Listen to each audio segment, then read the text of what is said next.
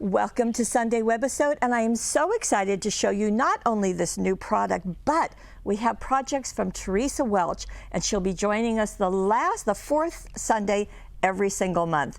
And we invite you to come play with us. We're going to begin with this cute chick cutting die. Now, yours will come in very professional packaging. This is a prototype. Yes, that's how close we're cutting this, but it will be quite charming, as you can see. And if this looks familiar to those dazzle lovers out there, yes, it is a larger version of one of the dazzles that we did several years ago. And here is what Teresa's done. She has made a shaker card out of it. Just really fun. And I have to tell you, I don't know that I would have thought of doing that.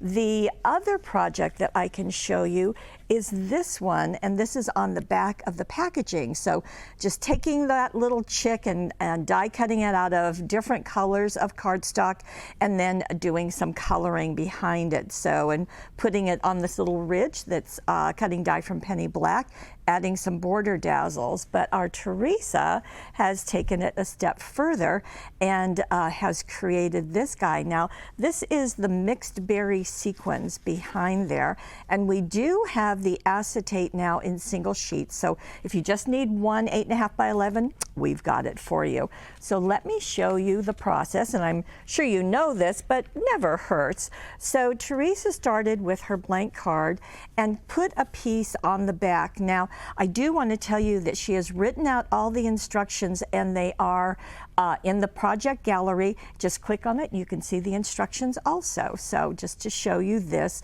So this is her card front. And then she has taken another piece, and in this case she used a lighter color paper out of that paper pack. Here is a darker one, as you can see. And she die cut it with a circle die and then with a matching scallop die. She put the acetate on the back and then did 4 million little pieces of foam tape on the back. And you know, the important thing is you want to make sure that they are pretty much touching, because you don't want to have any of the sequins escape and go flying out. So she's done it now. She's done it all over. So you don't need to cover this totally, but to give it some support. Now, before you put this down, you do want to sprinkle on your mixed berries sequins, and these are the ones that come in the metal tin. So just sprinkle some of those. It doesn't take very much, so you can see as I shake this, you just want enough to have that sparkle and shine. Now, after that was all done and all secured, Teresa took this little guy, which she die cut out of maroon cardstock. She backed this little flower with paper, and we're going to get in close just so you can see how really icky that cutting is. Sorry, Teresa.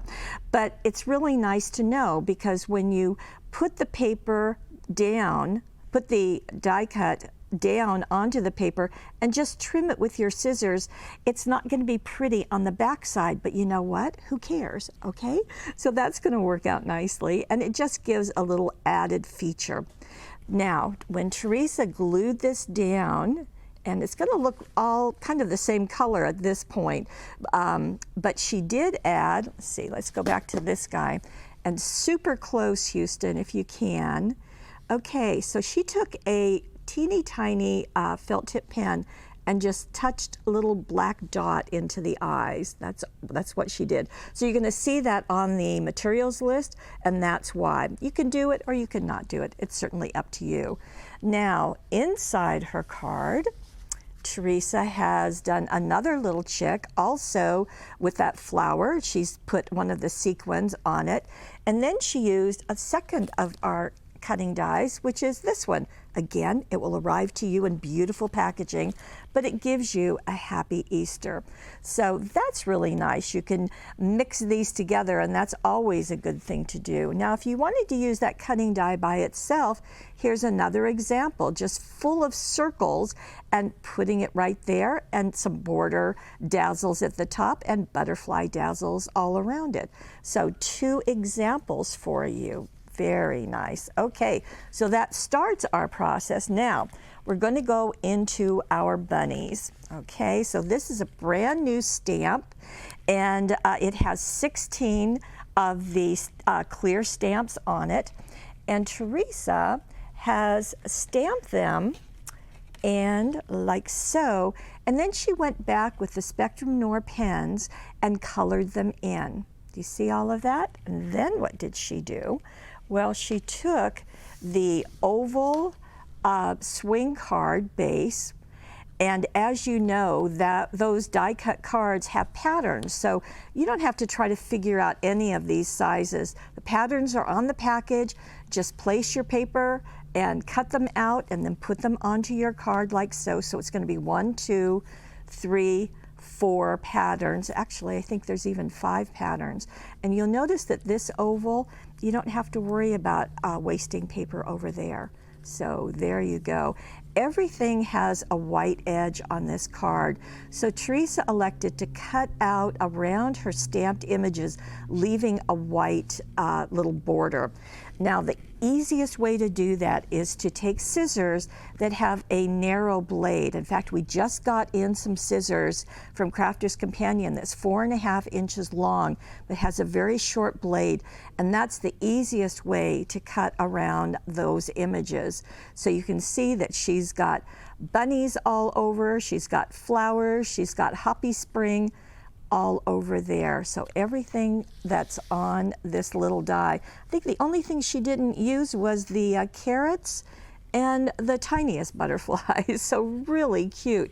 Something else that Teresa did, and again we're going to get in close, is she used the glitter pen from Crafter's Companion just to add some sparkle. So after she colored it, she went back and used that just on some of the pieces. Oh, I stand corrected. She did use the carrot.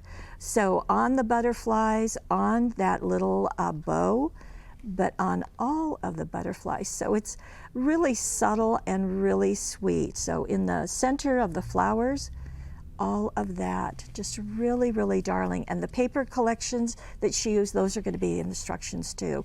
So it's nice to see the die-cut card. We haven't seen those used in a little while, and great to see that.